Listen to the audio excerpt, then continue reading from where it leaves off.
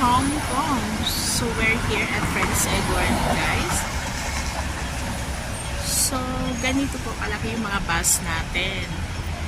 Ayan siya.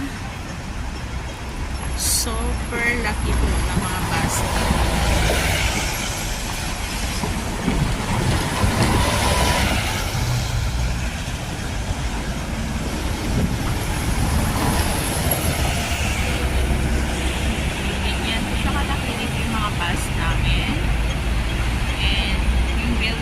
Sobrang taas din.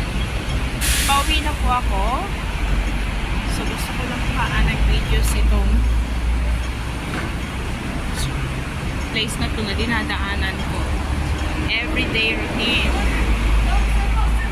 From school, then go